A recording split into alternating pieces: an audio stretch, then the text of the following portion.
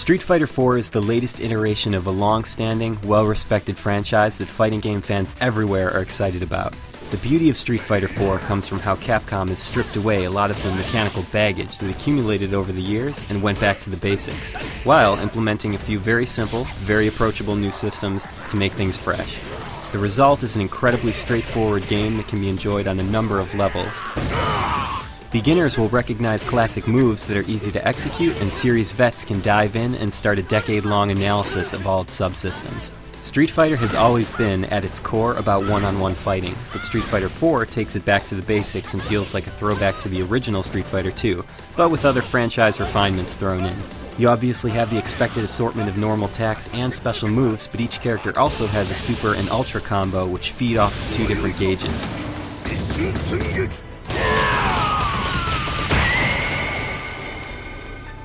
The Super meter builds up as you fight, while the Ultra meter fills as you get hit. The Super meter also governs your X attacks, which power up and modify a character's pre-existing special moves. The newest system in Street Fighter 4 is the Focus system, which lets characters charge up an inky black attack which, if it connects, will stun their opponent. There's even more depth to be found in the Focus system though, as you can use it to absorb a single attack while maintaining your posture. This all might sound complicated, but these are more advanced techniques. The greatest thing about Street Fighter 4 is that you can play it without taking advantage of these techniques and it still really works well.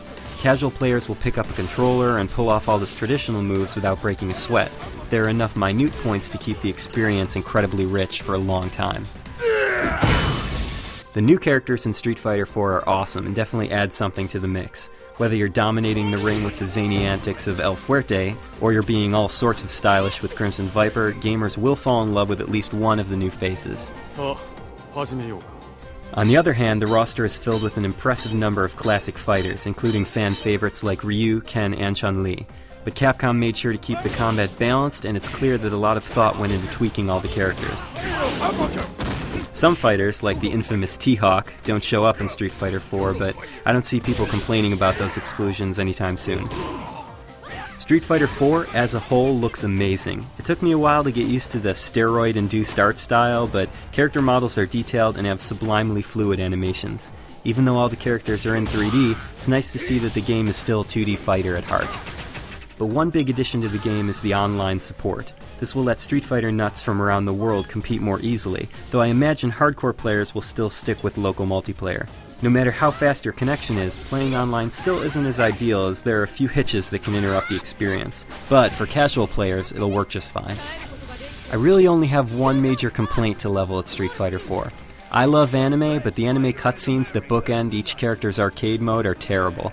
They tell you almost nothing about the story and they're poorly animated. I would have much preferred to see Capcom use the in-game engine for all its storytelling.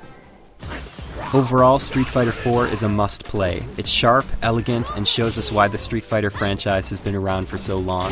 For the full written review, head over to IGN.com. KO!